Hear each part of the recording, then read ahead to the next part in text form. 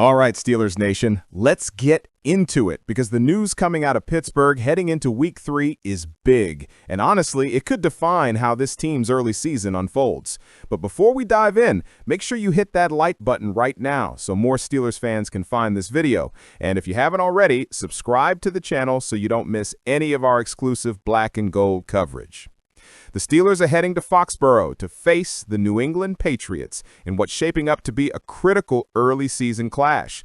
Both teams sit at 1-1 and both desperately want to avoid falling below .500. But Pittsburgh just got hit with some brutal injury news. On Friday, the team officially ruled out outside linebacker Alex Highsmith and cornerback Joey Porter Jr., two of their most important defensive starters. Safety Deshaun Elliott is also out, while rookie first-rounder Derek Harmon is questionable as he continues his recovery from injury. This is not what you want to hear when your defense is already ranked near the bottom of the league in both yards and points allowed. Let's start with Alex Highsmith. Anytime you lose a pass rusher of his caliber, it hurts. Highsmith has been one of the most consistent players opposite T.J. Watt, and his ability to pressure quarterbacks is crucial to this defense functioning at its peak. But here's the silver lining. Nick Herbig is stepping up. And honestly, Steeler Nation, this is a young man that fans should be excited about. Coming off the bench in 2024, Herbig racked up 5.5 sacks and 11 quarterback hits in limited action. That's not just production, that's efficiency. He might be the team's brightest young star, and now he's getting his shot as a starter in a big-time game. Can he fill Highsmith's shoes completely? Maybe not yet, but he has the talent to make his presence felt and keep the Patriots from focusing all their blocking attention on T.J. Watt. Now, the real problem, the secondary.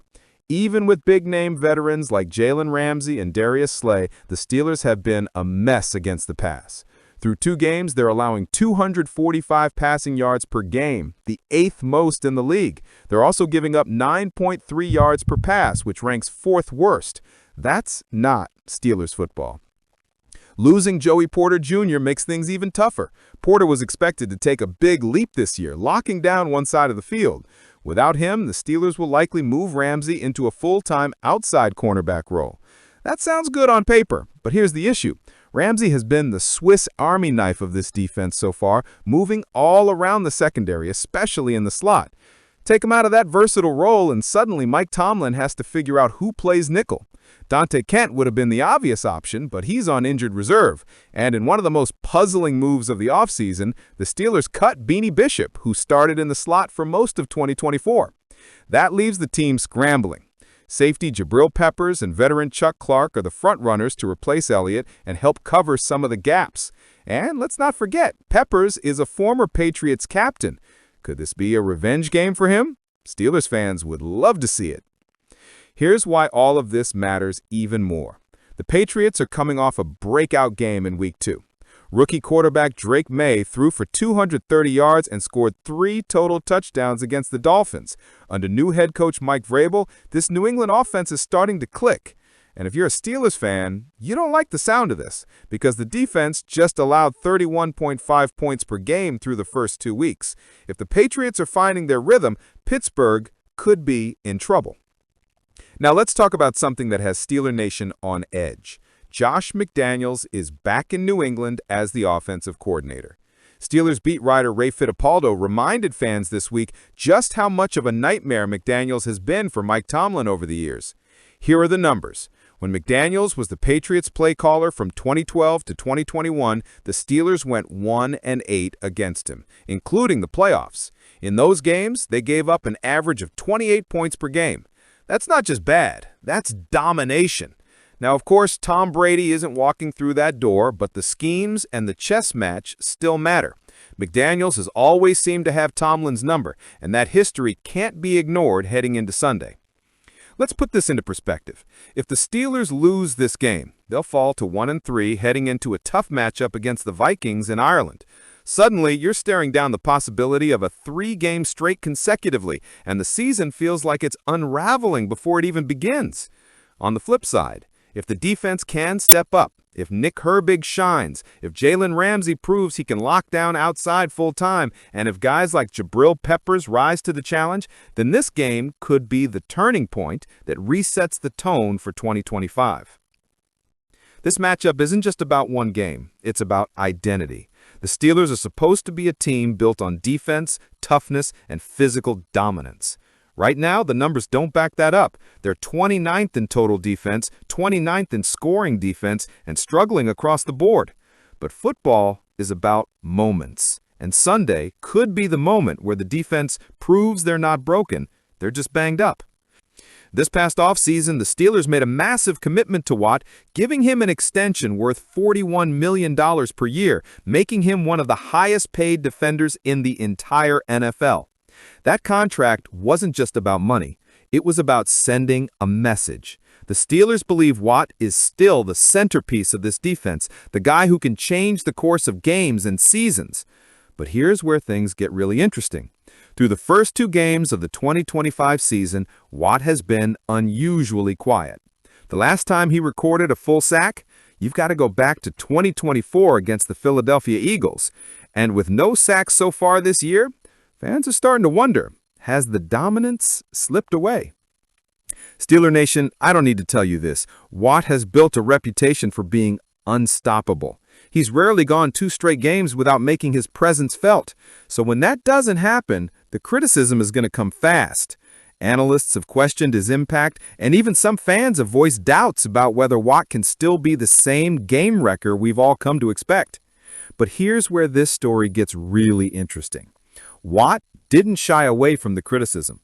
Instead, he stepped up and sent a direct message to the fans and to the entire NFL. Speaking with Steelers reporter Teresa Varley, Watt laid it all out.